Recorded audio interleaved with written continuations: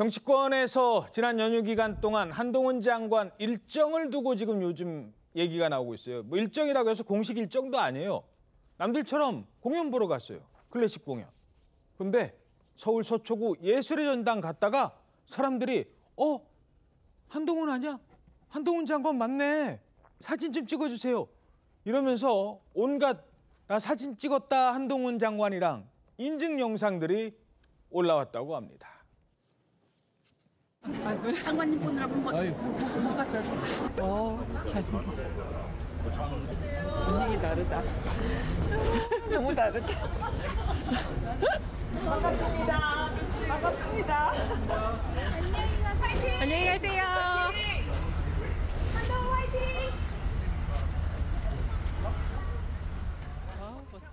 자, TV에서 보던 사람을 실제로 옆자리에 앉거나 주변에 있는 걸 알면 누구나 반가워합니다. 근데 처음엔 쭈뼛쭈뼛하죠. 저 사람이 내가 아는 척해도 모른 척할 것 같으니까.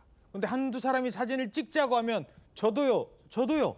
이러면서 사람들이 막 몰렸다고요? 네, 그렇습니다. 한 장관은 지난 7일 서울 예술의 전당 콘서트홀에서 열린 런던 필하모닉 오케스트라 공연을 보러 온 겁니다. 재킷에 보신 것처럼 이 청바지를 입고 또 운동화를 신은 이 좀 편한 차림이었는데요. 지인인 한 남성과 방문을 했는데 예술의 전당을 찾은 시민들이 한 장관을 알아보고 사진 촬영을 요청하고 저렇게 좀 사인을 받고 있죠. 근데 다 해주네요, 저렇게 또. 네.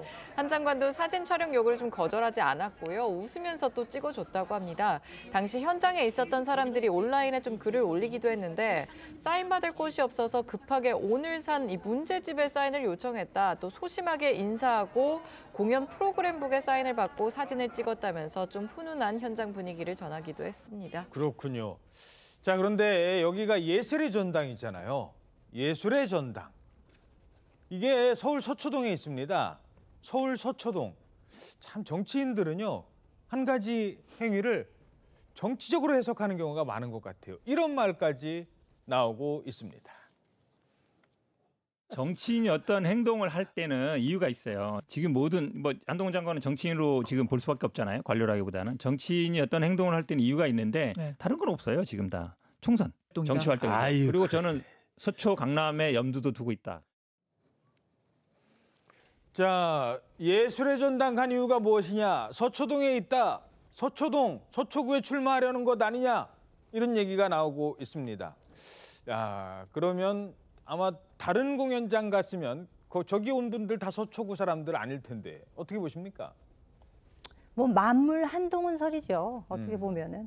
왜냐하면은 뭐 예술의 전당이 서초동에 있다고 해서 서초를 염두에 두었다라는 것은 현근택 변호사의 개인적인 생각인 것 같습니다. 그렇다면 만약에 세종문화관에서 공연 보러 가면 뭐 종로를 염두에 뒀다고 할 겁니까? 또 그렇네요. 네. 그리고 또 뭐 세간에선 그런 얘기도 있어요. 그러면 뭐 경복궁에 가면 왕세자 책봉설이냐 뭐 이런 이야기까지 우스갯소리까지 나올 정도니까 오죽하면 그렇겠습니까? 이제 사실 한동훈 장관이 청문회 당시부터 민주당 의원들의 이제 주목 대상이 됐었죠. 당시에도 이수진 의원이나 김남국 의원이나 최강욱 전 의원 같은 경우들이 이제 본전을 못 찾았다라는 평이 대부분이지 않았습니까? 최근에 또 김의겸 의원의 경우에도 출장비 공개하라는 요구를 하는 바람에 그 유탄이 지금 박범계 의원한테 튀고 있지 않습니까?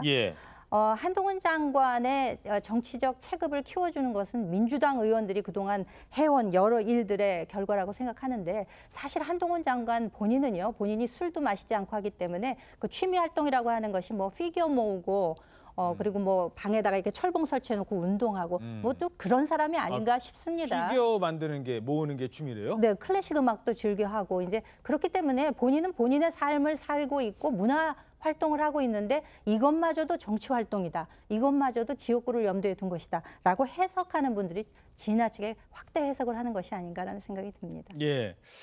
하지만 또 한동훈 장관이 출마를 안 하느냐, 안 하겠습니다. 라고 한 것도 아니어서 정치권에서는 어찌됐든 4월 총선을 앞두고 그의 행보에 관심을 모으는 것 같습니다.